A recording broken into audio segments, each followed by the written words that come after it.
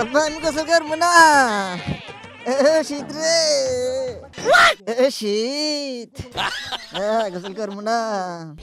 আমি গোসল করবো বা করবো করবো করবো বা করে না নামাই না আমি করবো খারাপ আমি খুলবার দাও কাপড় খুলবার দাও করবো কি মনে করছ আজকে হ্যাঁ গোসল করবি না আজকে মাছের পালায় পড়ছা আজকে তুই মাছের পালায় পড়ছা গোসল করবি না গোসল করে আসার মতো তুই করবি তার বাপে গোসল করবি করবি না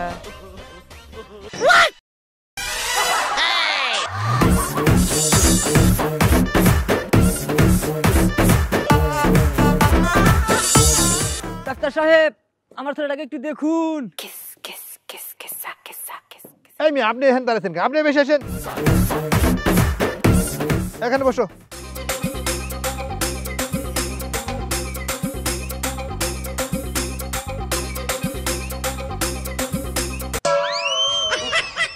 দেখি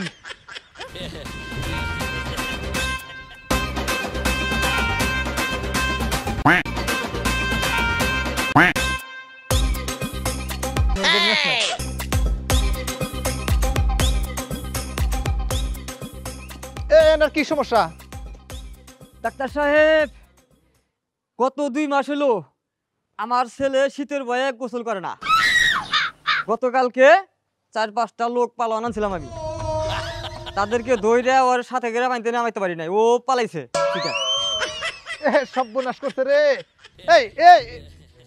এই তুমি গায়ের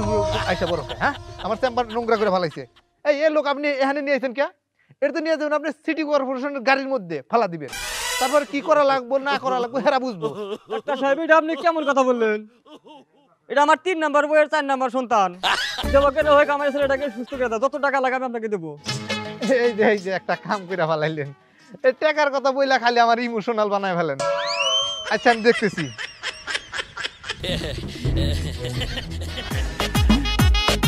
প্রাচীন পদ্ধতিতে একটা চিকিৎসা আছে এই চিকিৎসাতে একটা আমি চিকিৎসা দিতেছি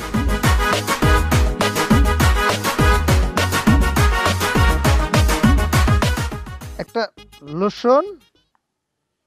আর একটা এটা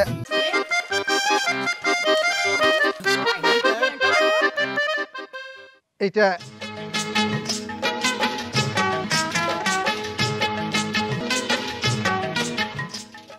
ডাক্তার সাহেব এটা কি এর লোশন এটা তো কেরাসিন লেখছেন আরে মেয়ে এটা হইলো দেশি লোশন এই আপনারে বলি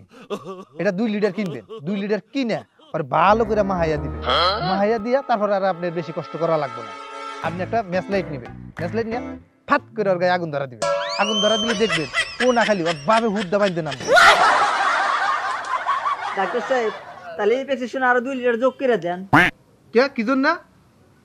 আমি তো 2 মাস ধরে গোসল করি না আমার আব্বা শীত আসার 2 মাস আগে থেকে গোসল বন্ধ করে দিছে হালার বলা কি কাম না করতে কি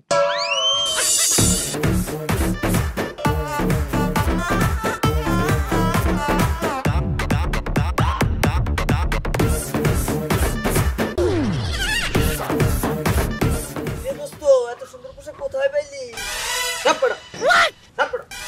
বন্ধুত্ব আসোস মুখে আসোস পোশাক আর দিবি বন্ধুত্ব থাকবো না কিন্তু পোশাকের দাম জানিস কত কত এই পোশাকের দাম 7,000 টাকা আর এত টাকা দিয়ে তো জ্যাকেট কিনবি দূরের কথা জীবনে কোনোদিন এক লগে চোখে দেওয়াস না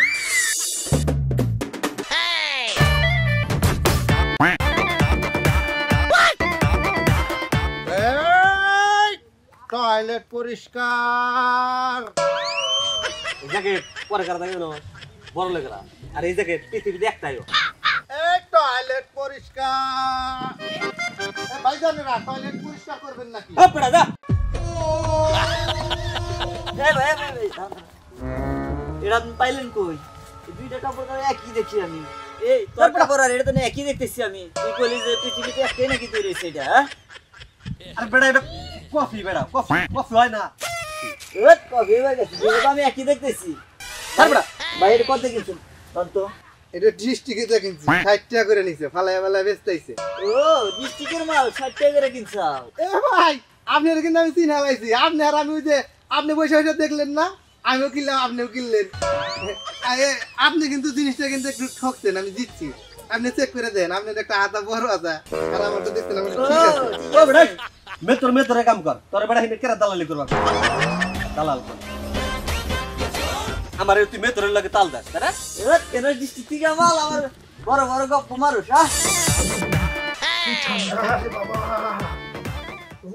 এই করে গেলি রে চেয়ারম্যান সাহেব এলেন আপনার চা।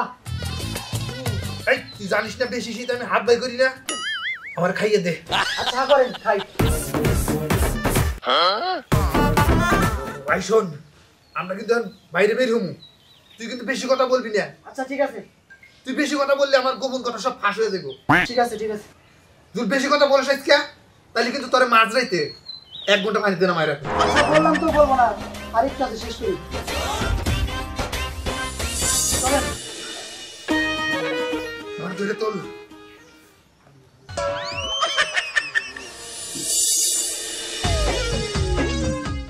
ওই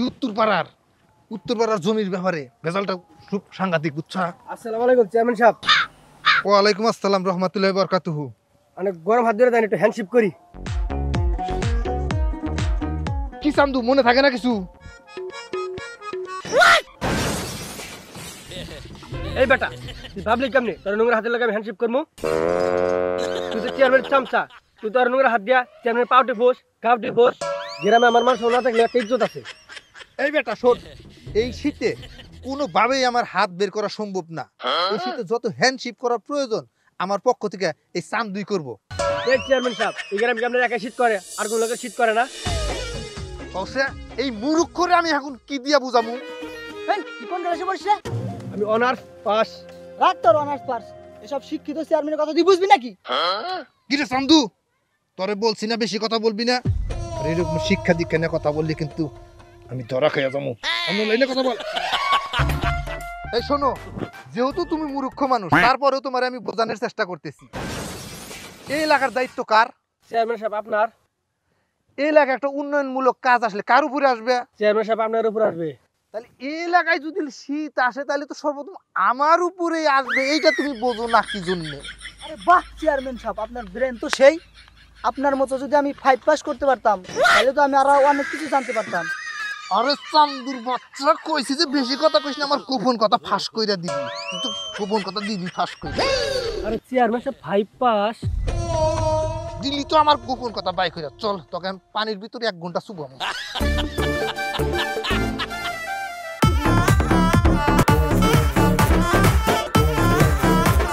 दब्बल पड़ते राजा दब दब दब्बल पड़ते